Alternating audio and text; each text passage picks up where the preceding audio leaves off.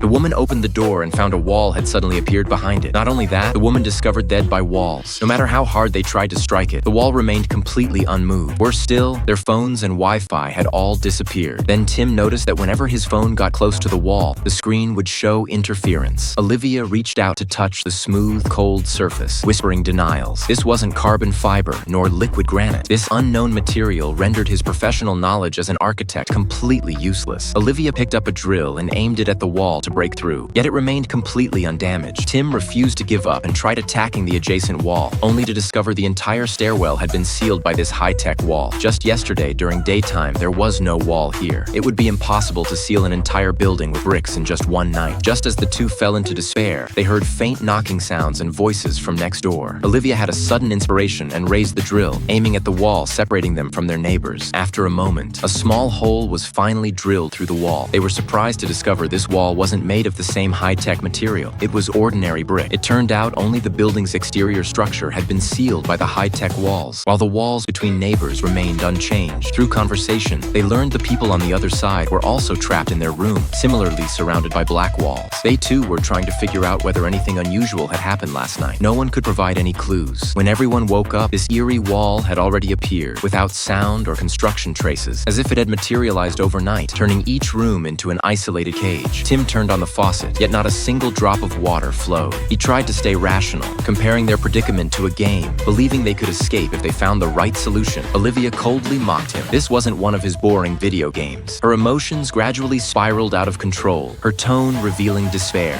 The conflict between them escalated rapidly in the confined space, arguments filling the air, making even the space feel more suffocating. Finally, Olivia said her last words, "We're finished," and left the room alone. After calming down, Tim noticed the magnetic field reaction at a certain part of the wall was unusually strong. He tried interacting with nearby objects, hoping to trigger some kind of mechanism. Olivia was drawn by his actions and joined him in observing the reactions appearing across the wall. Tim realized something was wrong and immediately told Olivia to get down. The room fell into eerie silence again. Tim and Olivia carefully made eye contact, trying to calm their nerves from the recent shock. Finally, intense arguing and screaming came from next door. Olivia immediately picked up the drill and began working on the wall between neighbors. After they broke through a large hole and crawled inside, they saw chaos throughout the room. A woman lay on the floor, barely breathing. An emotionally unstable strange man roared and lunged toward the ground. Olivia used pepper spray to get away from him, yet the woman blocked her path. The narrator explained this wasn't an attack, it was accidental injury. It turned out they had been hitting each other repeatedly while trying to break through the wall. She introduced herself as Anna, and they went to the storage room trying to find any tools or clues that could destroy the high-tech walls.